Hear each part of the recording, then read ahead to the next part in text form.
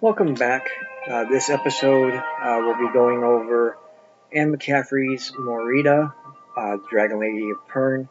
Um, in publication order, it was Pern number 7. Uh, Again, we're going in chronological order, so this is really the first of the 6th pass books, and this book takes place in 1505, so about 900 years or so after the third pass. And this, as you can probably figure out, it follows the story of Moreta, who is the weir woman of Fort. And there are some interesting things in this one.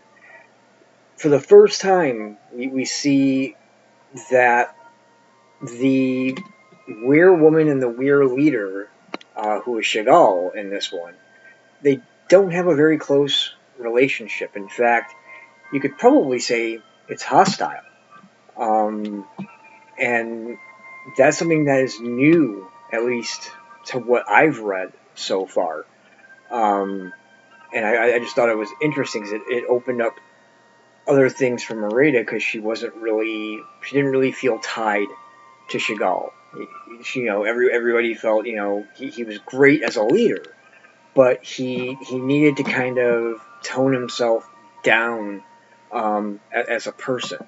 So that, I think, was an interesting part of it as well, something that was different.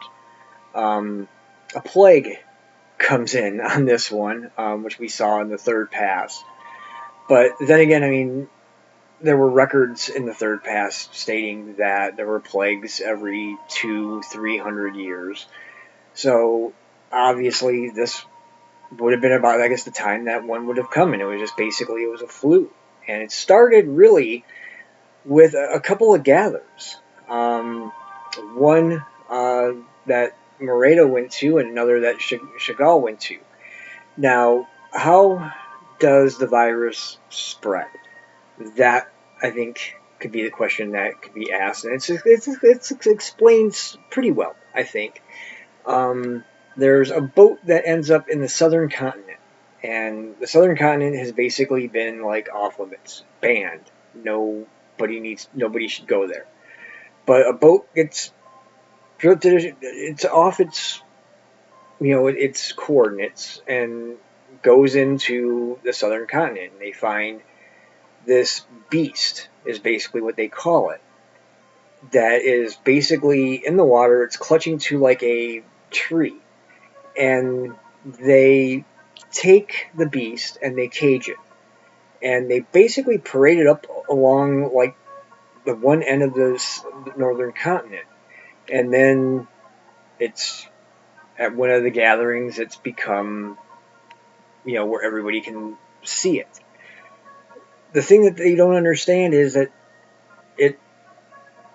it's what passes on the illness, and it goes to animals, the runner beasts, because that's what we see in the one gather that Morena is at. She's into the races, so she's very much into the runner beasts, and the Rata hold has the races, and one animal goes down there, and that's when you kind of get a sense of, something's not right.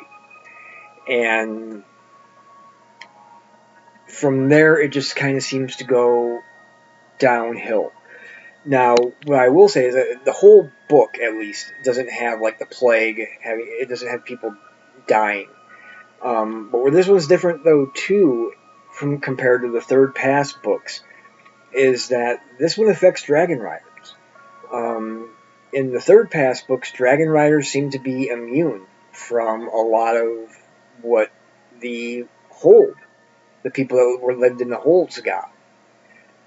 This time it affected them, and it's in the middle of a fall, the 43rd pass of fall. So I mean, they had like 7 turns to go before they can be considered in an interval. And this is kind of the worst time that you can have a plague. If there's ever really a good time to have a plague, this is definitely not one of them.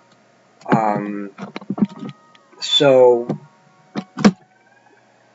basically, it's the trying to find the cure, trying to find what is causing. Well, they figured out what causes or where it came from, but it's figuring out what it is because they know the symptoms.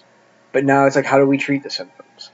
And basically, it comes down to that what the ancients called the flu, is what it is. So that being said, now it becomes, you have to guard against secondary infection, pneumonia, bronchitis, that kind of stuff. That's the stuff that's the things that kill, not the initial flu. The initial flu kind of weakens you to the other things, and it's a cough, fever, aches and pains. Just the basic things that you get with the flu. And they figure out finally how to treat it, how to stop it, how to inoculate people with it, how to immunize people, to keep this from spreading again, because what they used the first time is only good for like 14 days. So there could be like a round two, which the continent could not take. The planet would basically be doomed the way it was killing people. But as I was saying, this isn't as dark as the Third Pass books that had the plague, where it was just, people dying left and right. And, yeah, I mean, you realize that there's a lot of people dying, but there's a lot of things going on outside of the plague, or trying to figure out what is going on in the plague, with the plague, and how to treat it and how to cure it. So it's not really as dark. There's still sort of a sense of humor within this. Yes, characters change. They're not the same as they were on page one.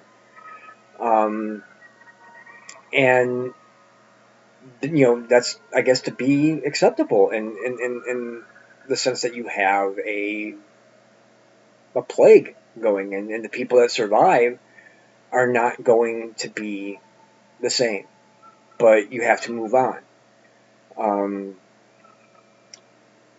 The thing, I guess, that really struck me the most, though, was the end of the book. It's and I'm trying to figure out how to say this without really giving it away, but it's kind of a sad ending, but at the same time, it's also a joyous ending, if that makes sense. And I don't really want to say more than that, like events, because I don't want to spoil it for you. But you can just say that, the day the day of the final chapter, or the afterword, is the beginning of that day should have been a beautiful day, but it wasn't. But what happens during that day is. And I want to get the sense that, no matter that Anne McCaffrey might be saying, no matter what the day is throwing at you, it can always get better as long as you look to the positive things, to the positive aspects of what the day is. If you just focus on the negative and the bad that has happened, then that's going to continue, and your day is going to be that. And that's, I mean, and it makes sense. It's kind of logical that, you kind of determine how your day goes, and whether it's going to be a good day or a bad day. It might start off bad. Your car might not start, or you run late for whatever you have to do, and the day seems like, oh man, it's gonna be one of those days. It's gonna be another crappy day. But if you focus on the good things that happen throughout the day, you can pull yourself up and out of that. And a bad day can become a good day. And I think that's what she was trying to go for. I could be wrong. Drop a comment below. Let me know what you think, because I could be wrong. But it's just a theory that I have. This book was written in 1983, so it was basically about 20 years before the third pass books, which had the next plague, the stuff that she wrote with Todd. And you could just tell it was a completely different style. It wasn't as dark. It wasn't as, yes, there was big sense of death, but it wasn't, doom and gloom. And I think that was kind of what she wanted to kind of set through in this, is that even in the tough times, you persevere and you continue to do what you do. It's all you can do. And the Dragon Riders, they keep their word. They keep their oaths to fight Thread. And they pool resources to fight Thread. When they could very easily just say, you know what? We can't do it. We don't have the people. There are too many sick. We're losing too many. The holds can't even put down grounds crews because it's so bad in the holds.